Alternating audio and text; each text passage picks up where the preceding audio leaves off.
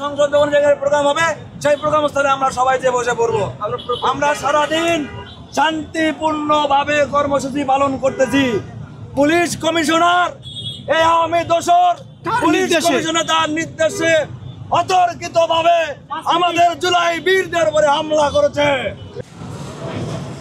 দর্শক, আমরা কিন্তু দেখছি আসলে যে আইনশৃঙ্খলা বাহিনী কিন্তু আবার কঠোর অবস্থানে যাচ্ছেন এবং নিরাপত্তার সাথে কিন্তু তারা যে সংসদ ভবনের রাস্তাটি রয়েছে সেই রাস্তাটি কিন্তু ইতিমধ্যে বন্ধ করে দিচ্ছেন এবং আপনারা দেখছেন যে আইনশৃঙ্খলা বাহিনীর যে পুলিশ কর্মকর্তাদের পাশাপাশি আমরা কিন্তু সেনাবাহিনীর অবস্থানও দেখছি।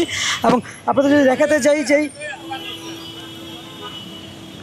যেই সংসদ ভবন থেকে যেই রাস্তাটি এসেছে সেই রাস্তাটি কিন্তু ইতিমধ্যে বন্ধ করে দেওয়া হচ্ছে।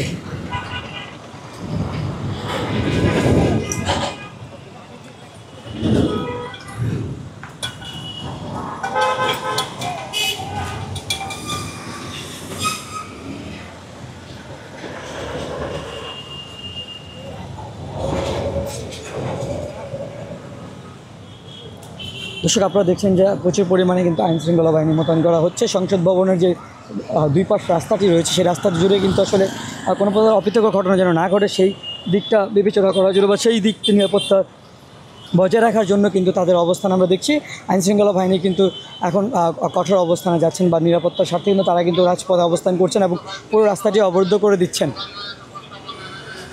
এবং আমরা কিন্তু আইনশৃঙ্খলা বাহিনীর পাশাপাশি এখানে সেনাবাহিনীর উপস্থিতি দেখতে পাচ্ছি এবং সেনাবাহিনীর যে উচ্চতর কর্মকর্তা রয়েছেন তারা কিন্তু আমাদেরকে জানিয়েছেন যে তারা কোনো অ্যাকশনে যাচ্ছেন না আপাতত, কিন্তু নিরাপত্তার স্বার্থে তাদের রাজপথে অবস্থান রয়েছেন এবং তারা কিন্তু রাজপথে থাকবেন। দর্শক, আমরা কিন্তু দেখছি আসলে এই মুহূর্তে কিন্তু সংসদ ভবনের সামনে যেই প্রবেশদ্বারগুলো রয়েছে, যেই খামারবাড়ি যে সিগন্যালটি রয়েছে সেখানে কিন্তু আমরা সেনাবাহিনীর অবস্থান দেখতে পাচ্ছি এবং পাশাপাশি কিন্তু জুলাই যোদ্ধাদের সাথে কিন্তু তাদের কিছুটা কথোপকথন চলছে। আপনারা দেখছেন সংসদের ভিতরে আমাদের মারতে পারে স্যার, সংসদের ভিতরে আমাদের মারতে পারে এভাবে, আমরা খালি মাইরি খাবো স্যার। আমরা আগে আগাইছি, পুলিশের এখনই আগের ভূমিকায় আছে। কেন আগের ভূমিকা থাকবে? ওরা পুলিশ ডিজিএ আওয়ামী লীগের বিজেপি ওরা কোন ধরনের বাহিনী ছিল ওখানে? সবার সামনে আমাদেরকে পুলিশ কমিশনার একটা হারামি।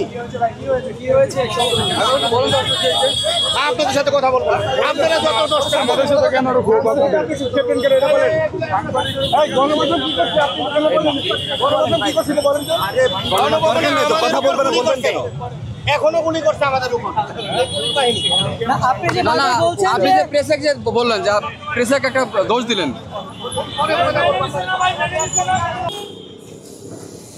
দর্শক, আপনারা কিন্তু দেখতে পাচ্ছেন যে সংসদ ভবনের যে প্রবেশদ্বারগুলো রয়েছে, যে খামারবাড়ির সিগন্যালটি রয়েছে সেখানে কিন্তু এখনও অগ্নিকাণ্ডের পর যে ধ্বংসস্তূপ সেই ধ্বংসস্তূপ আমরা দেখতে পাচ্ছি এবং আমরা কিন্তু দেখছি আসলে রাস্তার মাঝখানে কিন্তু আগুন ধরিয়ে দেওয়া হয়েছে বিক্ষুব্ধ যেই আন্দোলনকারী রয়েছেন তারা, এবং তাদেরকে কিন্তু পরবর্তীতে প্রতিহত করার জন্য কিন্তু পুলিশ অ্যাকশনে যান এবং পুলিশের সাথে তাদের সাথে কিন্তু ধাওয়া পাল্টা দেওয়া হওয়ার পরে কিন্তু একটি পর্যায়ে কিন্তু সংসদ ভবন এরিয়াটি এখন কিছুটা স্বাভাবিক পরিস্থিতি রয়েছে।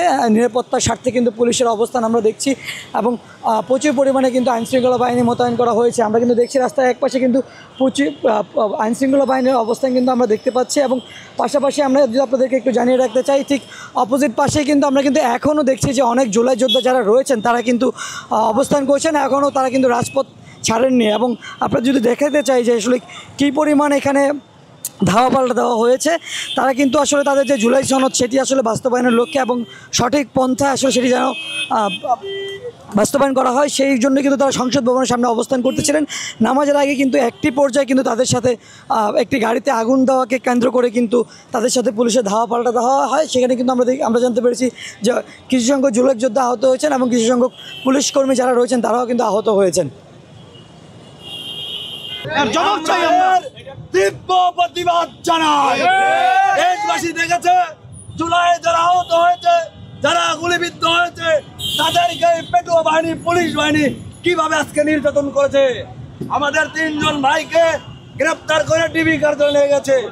অনেক ভাইকে আহত অবস্থায় তারা হাসপাতালে ইমার্জেন্সিতে আছে। আমরা ইনকামকে জবাব চাই। আর কত রক্ত লাগবে? কতজন ছিলেন আপনারা? আমরা সারা